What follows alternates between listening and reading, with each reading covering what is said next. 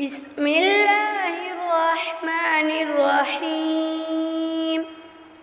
والنازعات غرقا والناشطات نشطا والسابحات سبحا فالسابقات سبقا فالمدبرات أمرا يوم ترجف الراجفة تتبعها الرادفة قلوب يومئذ واجفة أبصارها خاشعة يقولون أئنا لمردودون في الحافرة أئذا كنا عظاما نخرة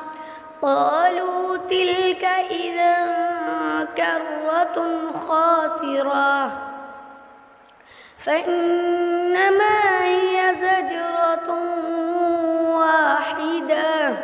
فإذا هم بالساهرة هل أتاك حديث موسى إذ ناداه ربه بالوادي المقدس طوى اذهب إلى فرعون إنه طغى فقل هل لك إلى أن تزكى وأهديك إلى ربك فتغشى فأراه الآية الكبرى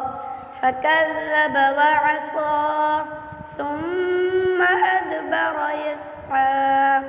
فحشر فنادى فقال أنا ربكم الأعلى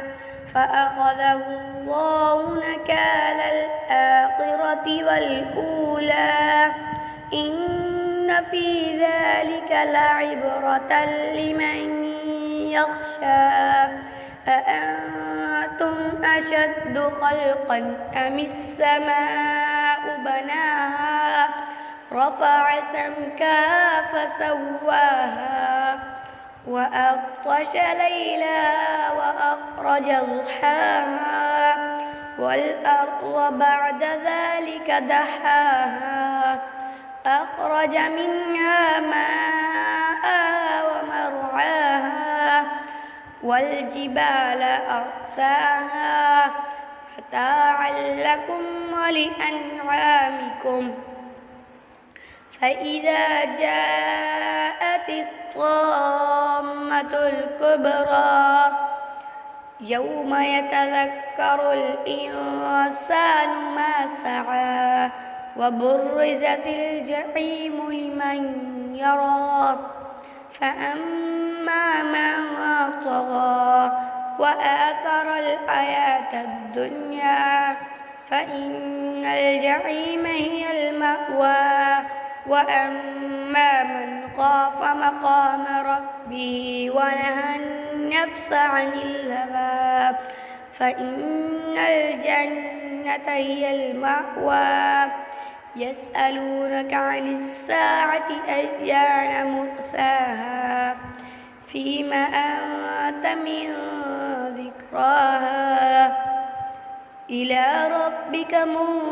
منتهاها إنما أنت منذر من يخشاها كأنهم يوم يرونها لم يلبثوا إلا عشية أو ضحاها صدق الله العظيم.